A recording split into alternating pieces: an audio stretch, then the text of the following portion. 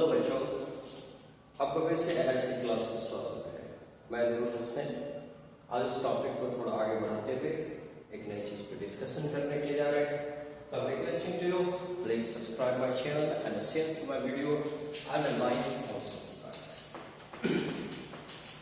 Yesterday मैंने polar पे बात किया था, डिस्कशन किया था कि पोलर का क्या कारण है, कौन पोलर बनेगा और कौन नॉन पोलर बनेगा, पोलर कैसे बनता है उसके बारे में डिस्कशन किया। मैंने HCl के बारे में बोला था और लास्ट में एक वर्ड H2O पे भी बात किया था कि एज पर एग्जाम्पल अगर हम लें, ठीक है, तो H2O का जो फॉर्मेशन होता है वो H2O के फॉर्मेशन में इस तरह से होता है हमारा।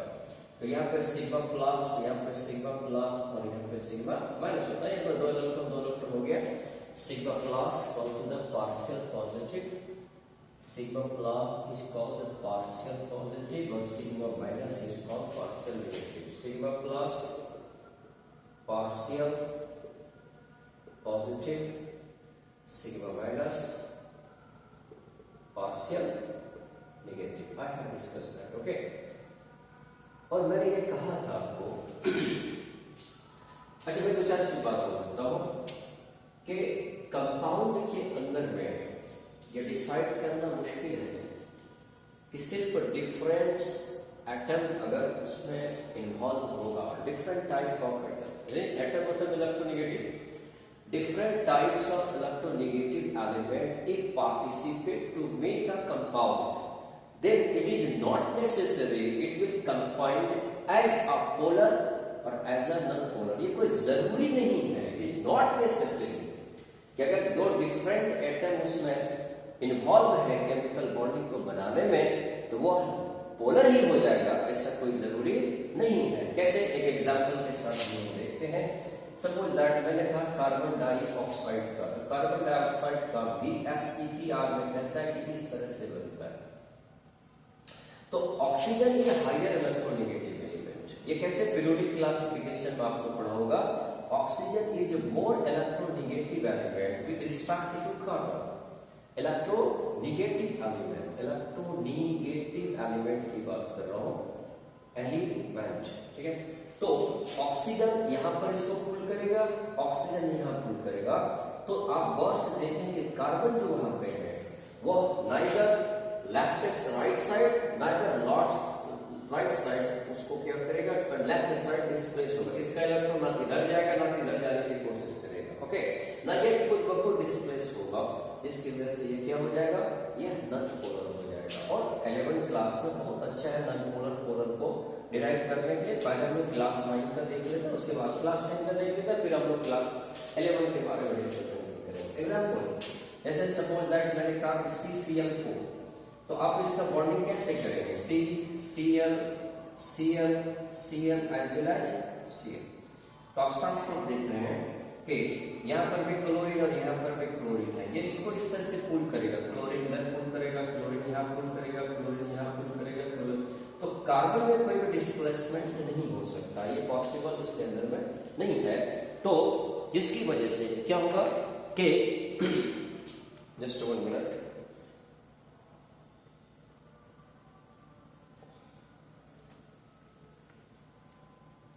तो वहां पे दो डिफरेंट एटम होते हुए भी वो कैसा बिहेव करेगा, वो यह नॉन पोलर की तरह ही बिहेव करेगा, यानी इसमें सिग्मा प्लस और सिग्मा माइनस की तरह कोई भी फॉर्मेशन नहीं होगा, ये भी क्या होगा, नॉन पोलर होगा। तो अल्टीमेटली हमने इस बात को समझा कि पोलर और नॉन पोलर, अरे पोलर नहीं हो सकेगा ना। अब एक डिफिनेशन होता है नॉन पोलर, और मेरे क्लास 10 में ये डिफिनेशन होगा, मैंने कह दिया ये कोई जरूरी नहीं है कि दो डिफरेंट एटम होगा तो पोलर ही हो जाएगा, वो पोलर भी हो सकता है और नॉन पोलर भी हो सकता है। लेकिन क्लास 10 में नॉन पोलर कोवैलेंट बॉन्ड का डिफिनेशन इस तरह से आता है, it is bond which is form between, it is bond which is form between two same non-metal या फिर electronegative atom called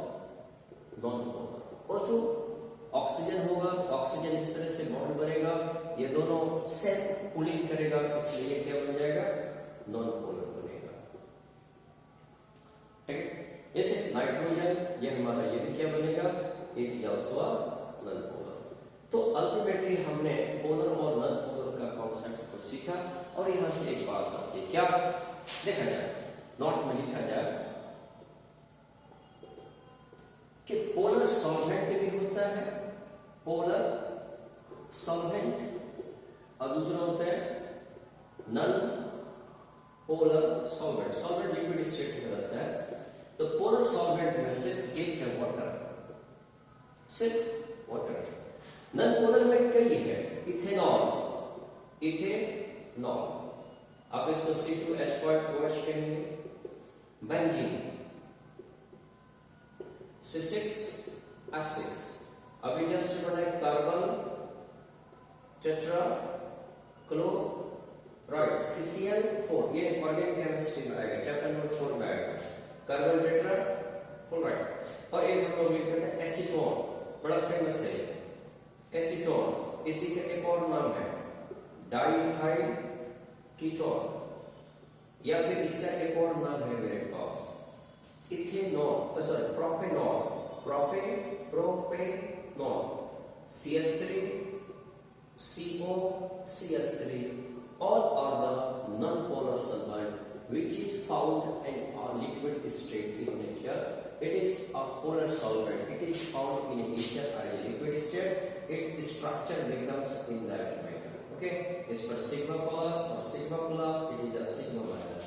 I have studied sigma plus and sigma minus और मुझे उसका कॉन्सेप्ट बहुत अच्छी तरह से आ गया। और अगर किसी को प्रॉब्लम है तो डिस्क्रिप्शन में पूछो, मैं नेक्स्ट क्लास में उसको हम डिस्क्राइब कर दूंगा। Okay, polar and non polar का कॉन्सेप्ट हुआ, और यहाँ से दो लाइन हम लोग याद कर लेते हैं, और यह बहुत जरूरी होगा, वो सोप एंड डिटर्जेंट में क्या कॉन्सेप्ट है यहाँ पे,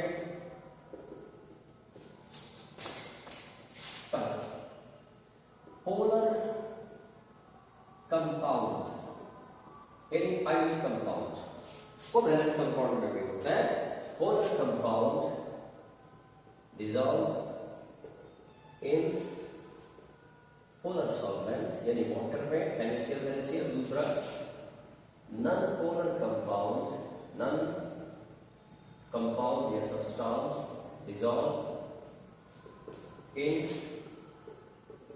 नॉन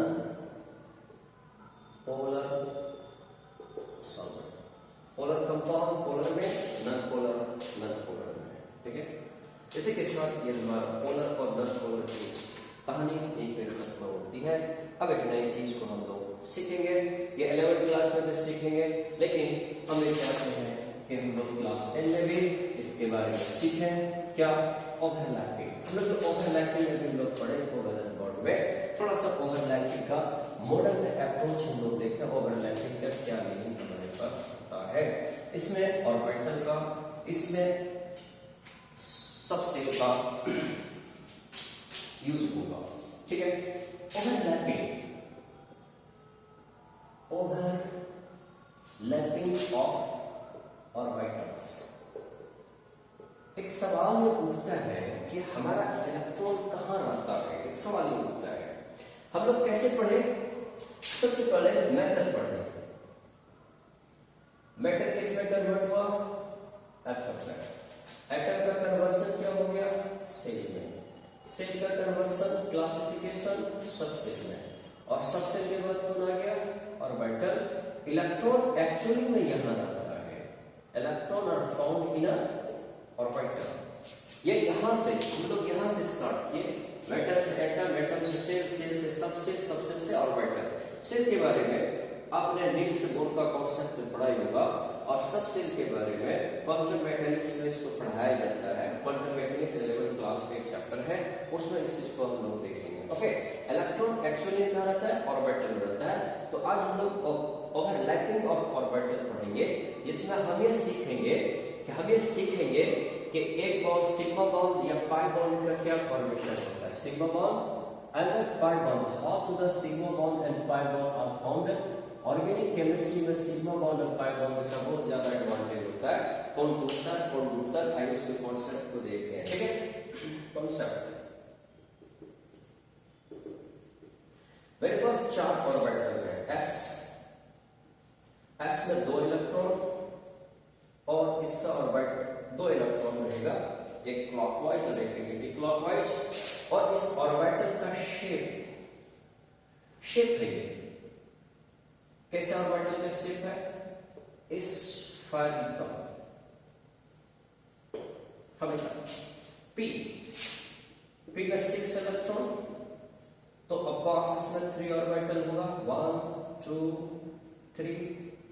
3 ऑर्बिटल होगा, 1 2 इलेक्ट्रॉन 2 इलेक्ट्रॉन 2 इलेक्ट्रॉन। इसमें 3 ऑर्बिटल है, इसको px कहेंगे, इसको py कहेंगे, इसको हम लोग pz कहेंगे, ठीक है। शेप जो होता है इसका डम्बल होता है, क्या होता है?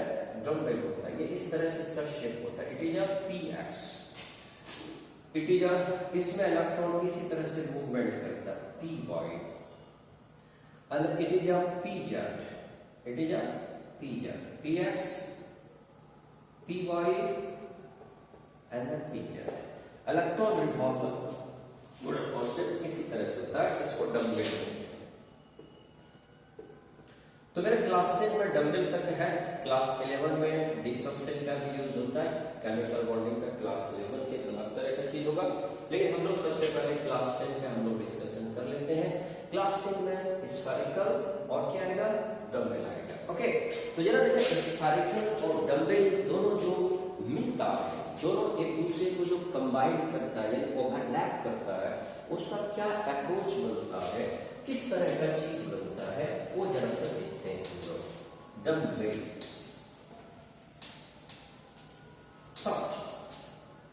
First SS overlap, SS overlap. अब गौर से देखना, अगर 2 स्फीयर को आप लाते हो, 2 बॉल आप ले लो, सेम उसका क्या कहते सेम रेडियस का लेके के आ जाओ, 2 बॉल को, दोनों बॉल को किसी भी तरह से लगाओ, ऐसे फेस टू फेस लगाओ या टेढ़ा लगाओ या ऊपर लगाओ या नीचे लगाओ, किसी भी तरह से लगाओगे। अगर फेस टू फेस आप मिलाओगे तो ऑफकोर्स दोनों का, ये एक स्फीयर और एक ये स्फीयर, दोनों को जब तुम मिलाओगे किसी भी तरह से, चाहे X axis Y axis Z axis dimension में, इस दोनों का पॉइंट एक लाइन में ही आपको दिखेगा, यानी यह एक दूसरे पे क्या है? परपेंडिकुलर होगा। एसएस ओवरलैपिंग जब भी होता है, ये क्या होता है? परपेंडिकुलर। क्या होता है? पर फेस टू फेस, इसको क्या बोलते हैं? Face to face. इस चीज को समझना क्लास 10 के लिए थोड़ी सी प्रॉब्लम है, बट समझने की कोशिश करोगे तो आपको समझ में आ जाएगा। इससे ज्यादा चीजें सिग्मा बॉन्ड और पाई बॉन्ड का कॉन्सेप्ट लेंगे। क्या कहता है? एसएस ओवरलैप होगा face to face, face to face जो ओवरलैपिंग होगा उसी को हम लोग क्या कहेंगे? सिग्मा बॉन्ड बोलेंगे। एस को एस के साथ जब भी हम लोग ओवरलैपिंग करेंगे तो कैसा जाएगा? फेस टू फेस जाएगा, और फेस टू फेस में क्या जाएगा? सिग्मा बॉन्ड जाएगा। ओके, दूसरा कॉन्सेप्ट होता है एस और पी ओवरलैप, एस और पी ओवरलैप। जैसे इसको देखें, एस और पी ओवरलैप में यह हमने स्फीयर लिया, किसका? एस ऑर्बिटल को, और ये मान लिया जाए इसके अंदर में हमने पी को ओवरलैपिंग करा दिया। मान लिया जाए इसमें हमने क्या लिखा? ओवरलैप किया, पी को ओवरलैप कर दिया, किसी भी तरह से सेटल कर जाएगा। ये मान लिया जाए कि मैं इसको इस तरह से पी को ओवरलैप किया, तो आप गौर करेंगे कि आप स्फीयर में किसी तरह से ओवरलैपिंग करेंगे, वो सेंटर की तरफ जाएगा, यानी वो हमेशा क्या जाएगा? परपेंडिकुलर ही जाएगा। और परपेंडिकुलर जब भी होगा तो वो क्या होगा? फेस टू फेस होगा, और फेस टू फेस को हम लोग फिर से क्या कहते हैं? Sigma bond. ठीक है, 2 हो गया हमारे पास। तीसरा, सपोज दैट थर्ड नंबर देखते हैं, पीपी ओवरलैप, पीपी ओवरलैप। दरअसल पीपी ओवरलैप के बारे में हम लोग डिस्कशन करते हैं। एक पॉइंट में क्या कहते हैं कि मान लिया जाए ये ओवरलैपिंग हमने इस तरह से किया, इस दोनों ओवरलैपिंग फेस टू फेस मिला। ये कैसे मिला? फेस टू फेस मिला, तो फेस टू फेस जैसे मिला ये कौन सा बॉन्ड बन गया? सिग्मा बॉन्ड, जो कॉन्सेप्ट कहता है। और बी में कहता है कि अगर मान लिया जाए ये और ये एक ऑर्बिटल, ये एक ऑर्बिटल, दोनों ऑर्बिटल को इस तरह से मिलाया, ये ऑर्बिटल साफ कहता है ये ऑर्बिटल साइड टू साइड मिल गया। ये क्या ऑर्बिटल मिला? साइड टू साइड मिला। ये ऑर्बिटल साइड टू साइड मिला, इसलिए यह जो बनाएगा ये कौन सा बॉन्ड बनाएगा? यह पाई बॉन्ड का फॉर्मेशन करेगा। और आप गौर से देखें, जब फेस टू फेस हम लोग इस तरह से जुड़ते हैं तो यह बहुत मजबूत होता है, और साइड टू साइड अगर ओवरलैप इस तरह से मिलते हैं कमजोर होता है। दैट मीन्स जो सिग्मा बॉन्ड है, सिग्मा बॉन्ड क्या होगा? यह स्ट्रॉन्ग बॉन्ड होगा। अभी हम लोग कोवैलेंट बॉन्ड पढ़ रहे हैं। और पाई बॉन्ड, और यह पाई बॉन्ड कौन सा बॉन्ड होगा? यह एक वीक बॉन्ड होगा। तो अल्टीमेटली यहां से हम लोगों ने ओवरलैपिंग का कॉन्सेप्ट सीखा कि ओवरलैपिंग हमारे पास कैसे होता है, ऑर्बिटल का ही एक्चुअली में ओवरलैपिंग होता है, और ऑर्बिटल के ओवरलैपिंग से ही हम लोग सिग्मा बॉन्ड और पाई बॉन्ड को पढ़ते हैं। मेरी मजबूरी क्या है कि हम क्लास 10 में इस चीज को नहीं पढ़ते हैं, लेकिन ये हमारे क्लास 10 में है। आपको कहा जाए कि बेंजीन या फिर इथिलीन, बेंजीन या फिर इथिलीन, कार्बन बेस का बहुत ज्यादा एडवांटेज है। आपको कहेगा इथिलीन, तो आप इस तरह से कहेंगे इथिलीन का, ये इथिलीन इस तरह से बनेगा, हाइड्रोजन हाइड्रोजन, ये हाइड्रोजन ये हाइड्रोजन, तो आप पाएंगे क्या कहेगा? ये कौन सा बॉन्ड? सिग्मा सिग्मा सिग्मा, ये कौन होगा? सिग्मा, ये कौन होगा? सिग्मा, और ऊपर में एक होगा, इसको हम लोग क्या कहेंगे? पाई बॉन्ड बोलेंगे। अगर दो एटम के बीच में एक से ज्यादा बॉन्ड बन गया तो एक सिग्मा बनेगा, बाकी हमारा क्या बनाएगा? पाई बनेगा। मान लीजिए आपको कहा गया एसिटालीन, एसिटालीन इस तरह से हमारे पास बनता है, तो हम क्या कहेंगे? It is sigma, it is sigma, it is sigma, it is sigma, और ये बीच में गलत बोले से बोले गलत बोले, ओके? क्या होता है? यह बीच वाला यह सिग्मा, और ये वाला कौन होगा? पाई। ये कौन सा होगा? पाई। बीच वाला कौन होगा? सिग्मा हमारे पास होगा। वही कहता है किसी भी दो एटम के बीच में हमारा सिग्मा बॉन्ड भी बन सकता है, हमारा पाई बॉन्ड भी बन सकता है। और मैंने साफ कहा कि पाई बॉन्ड वीक बॉन्ड है, सिग्मा बॉन्ड स्ट्रॉन्ग बॉन्ड है। जब कभी भी केमिकल रिएक्शन होगा ऑर्गेनिक केमिस्ट्री में, तो कोई रिएजेंट आकर के जो अटैक करेगा इस तरह के बॉन्ड में, जहां पे डबल बॉन्ड का फॉर्मेशन है, जहां पर सिग्मा बॉन्ड और पाई बॉन्ड का फॉर्मेशन है, वहां पर अटैकिंग जो करेगा उसको ब्रेक करेगा और एक नया बॉन्ड का फॉर्मेशन करेगा, एक नया चीज का फॉर्मेशन करेगा। ओके, तो यहां से हम लोगों ने सीखा कि हमारा ओवरलैपिंग ऑफ ऑर्बिटल एसएस कैसे होता है, पीपी कैसे होता है, एसपी कैसे होता है, इसको हमने समझा। तो आइए हम एक एग्जांपल के साथ इसको समझते हैं और देखते हैं क्या हमने सीखा। एक एग्जांपल आज लिख ही लेते हैं, जस्ट 1 मिनट। ओके, जैसे मान लिया जाए, अब जैसे कार्बन पे बात करना था, कार्बन के बारे में पढ़ेंगे हम लोग और भी बढ़िया से देखेंगे। कार्बन एटॉमिक नंबर 6 होता है इसका, कार्बन एटॉमिक नंबर 6, तो 1s2 2s2 and 2p2। तो अगर इसका ऑर्बिटल मिले s का, ये ऑर्बिटल 2s कितना इलेक्ट्रॉन? 2 इलेक्ट्रॉन, और यह क्या 2p है, इसको अगर हम लोग ड्रॉ करते हैं तो 2p हमारा इस तरह से आता है, 1 ऑर्बिटल 2 ऑर्बिटल, यह 2p हो गया। यहाँ पर कितना इलेक्ट्रॉन? 1 इलेक्ट्रॉन और 1 इलेक्ट्रॉन। ओके, इसमें ये एक क्यों इलेक्ट्रॉन फुलफिल किया बाद में देखेंगे हम लोग, वो क्या बोलते हैं, Pauli exclusion principle, unit principle, ये सब चीज आप धीरे धीरे हम लोग पढ़ेंगे, उस चीज को समझेंगे। तो यहाँ पर क्या है 2s और 2p, तो साइंटिस्ट कहता है ये नॉर्मल स्टेट इसको बोलते हैं। What is this? It is a normal state, ठीक है। तो एक इसमें वर्ड आता है एक्साइटेशन स्टेट, एक्साइटेशन स्टेट। तो एक्साइटेशन स्टेट में क्या होता है, इसका एक इलेक्ट्रॉन जंप करके वो p के ऑर्बिटल में चला जाता है, 1 2 और 3। ये आपका 2s था और ये पूरा का पूरा क्या था? 2p था। ओके, तो अब देखो 3 अनपेयर पी में और 1 अनपेयर एस में हो गया। ओके, ये भी बॉन्ड बनाने के लिए सक्षम है, ये भी बनाना, ये भी। आप कितना बॉन्ड बनाए? कार्बन 4 बॉन्ड बनाते हैं। लेकिन अगर मान लीजिए 2 और 4 से कहेंगे तो ये वास्तव में 4 तो कहता है, लेकिन मॉडर्न कंसेप्ट में क्या नॉर्मल स्टेट में ये 4 नहीं बनाता है। यहाँ तो बॉन्ड बन चुका है, यहाँ पर 1 खाली है, यहाँ पर 2 ही बनाने में क्या सक्षम है। जबकि क्या कहता है कार्बन कितना बॉन्ड बनाता है? 4 बॉन्ड बनाता है। तो वो उसको बोलते हैं एक्साइटेशन स्टेट बोलता है। एक्साइटेशन स्टेट में कार्बन एक इलेक्ट्रॉन एस का जंप करके पी में चला जाता है और वो दूसरे तरह का वो फॉर्मेशन करता है। तो अब यहाँ तुम देखो कार्बन की जब बात करेंगे, इसके पास 2s है, इसके पास 2p है, s में 1 अनपेयर, p में 3 अनपेयर। और अभी जस्ट हमने पढ़ा एक को px कहते हैं, एक को py कहते हैं और एक को pz कहते हैं। आइए हम लोग स्टार्टिंग करते हैं, इस चीज को समझने की कोशिश करते हैं कि सिग्मा बॉन्ड और पाई बॉन्ड कैसे बनेगा। Let us consider. ओके, तो सपोज दैट मैं लिया एक कंपाउंड जिसका नाम है इथिलीन। क्या है? इथिलीन। और मैंने वहां साफ साफ लिखा पहले ओवरलैपिंग एसएस का होगा, उसके बाद ओवरलैपिंग एसपी का होगा। ज्यादा कुछ नहीं समझना है, 10 क्लास में जो होगा उसको रखें, बाकी सबको भूल जाएंगे। नेक्स्ट में आएगा, फ्यूचर में हम लोग उस चीज को देखेंगे। मान लिया जाए मैंने एक कंपाउंड लिया जिसका नाम है इथिलीन, C2H6, इथेन। पहले इथेन बात करते हैं, इसके लिए आई एम सॉरी, इथेन। ये सब ऑर्गेनिक केमिस्ट्री पढ़ाएगा, बड़ा मजेदार होता है ऑर्गेनिक केमिस्ट्री। C2H6।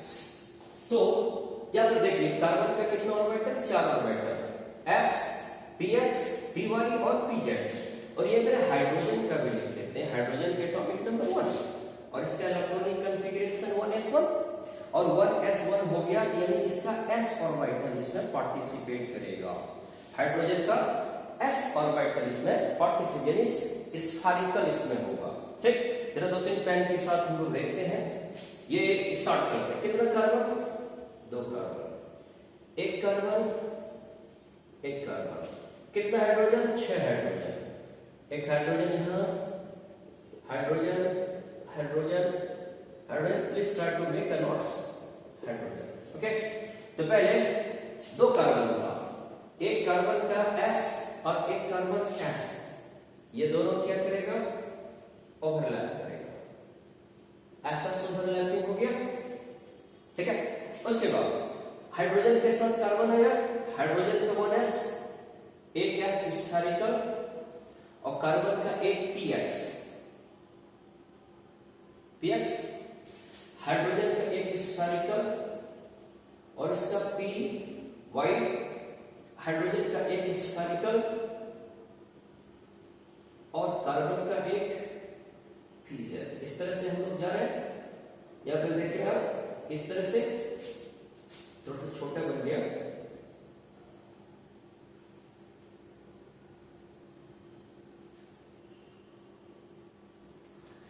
अब यहां पे आ जाए हाइड्रोजन के स्फेरिकल। ठीक है, हाइड्रोजन के स्फेरिकल और हाइड्रोजन का स्फेरिकल और कार्बन का डबल ओवरलैप हुआ। अल्टीमेटली आप गौर से देखें, हमने पढ़ा था एसएस का ओवरलैपिंग होगा, तो यहाँ पे कौन सा बॉन्ड बनेगा? एसएस का ओवरलैपिंग, कार्बन कार्बन के बीच में सिग्मा बॉन्ड हल हो गया। कार्बन और हाइड्रोजन के बीच में ये s ऑर्बिटल और p ऑर्बिटल के बीच में क्या होगा? सिग्मा। ये सब क्या बना? All are formed as a sigma bond. All are sigma bond. How many sigma bond? 3 3 and 7 sigma bond. There sigma bond. एक एग्जांपल हम लोग लेते हैं, इथेन, इथिलीन, इथिलीन, C2H4। ठीक है, रेड कलर से हम लोग उसको पाई बॉन्ड को देखेंगे। 1 कार्बन, 1 कार्बन, 2 हाइड्रोजन था, बस 2 हाइड्रोजन, यहाँ 2 हाइड्रोजन हो गया। ओके, अब ओवरलैप, कार्बन का 1 S ओवरलैप, कार्बन का S ओवरलैप हो गया। हाइड्रोजन का 1 स्फेरिकल, कार्बन का 1 डबल, हाइड्रोजन का 1 स्फेरिकल, कार्बन का 1 डबल। ठीक है, हाइड्रोजन का 1 स्फेरिकल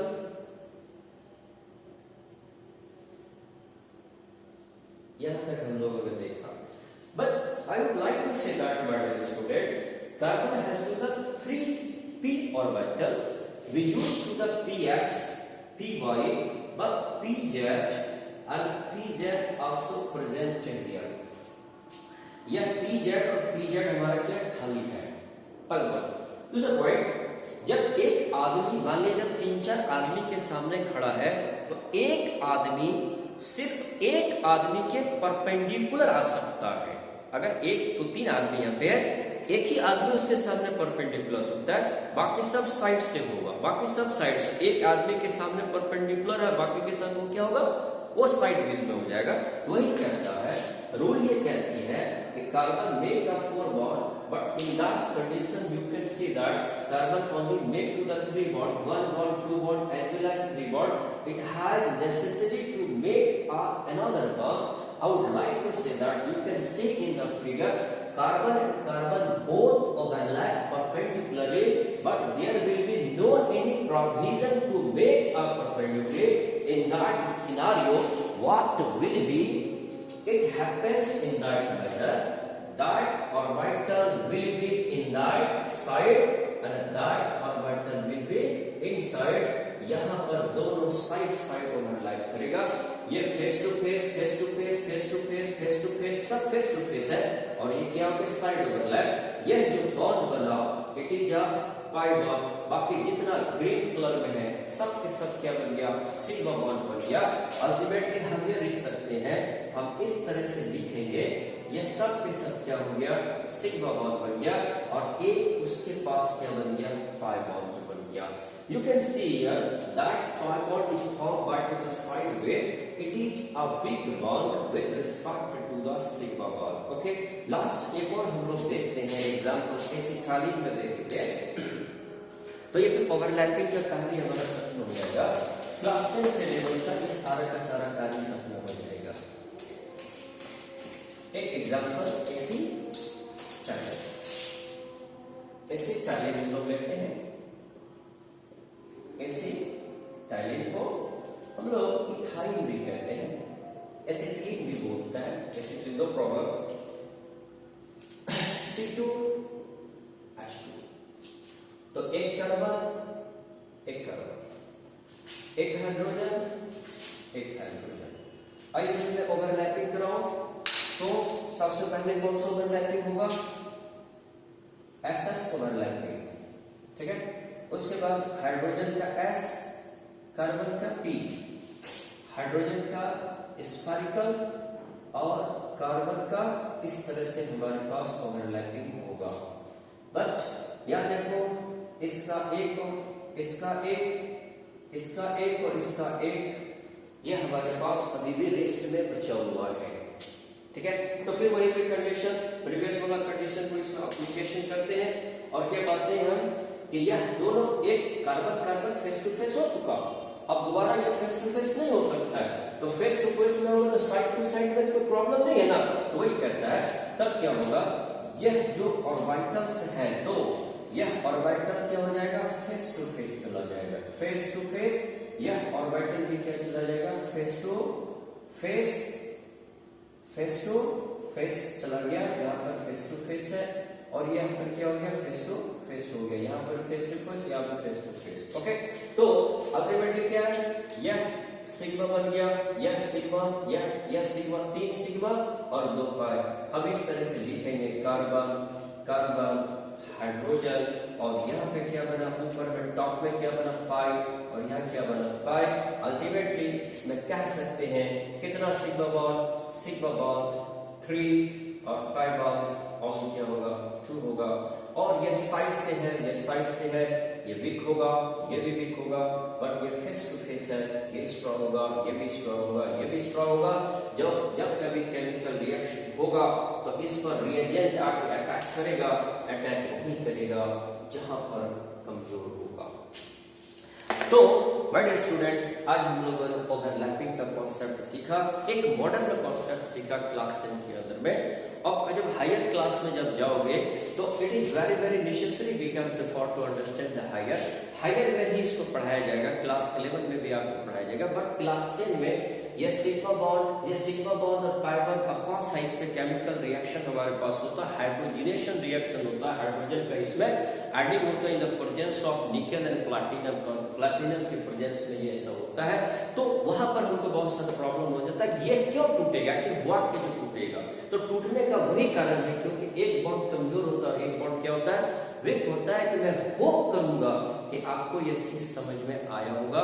आपको समझ में अगर नहीं आया, किसी में प्रॉब्लम है, आप मेरे को मैसेज कर सकते हैं, मेरे YouTube चैनल पे होगा और मैं आपको नेक्स्ट क्लास में उसको बहुत अच्छे से करेंगे। फिजिक्स भी बहुत जल्द आ रहा है, मैथ भी बहुत जल्द आ रहा है और तो मैं उसको वक्त ब वक्त देते रहूंगा। अल्टीमेटली हेलो, आखिर में कहते हैं my dear student, please subscribe my channel and share to my videos to another, and also like to my videos, and try to see more time to understand what is the actual meaning of chemistry in the class 9 and 10, which make the bigger in your future life. Thank you very much. Okay.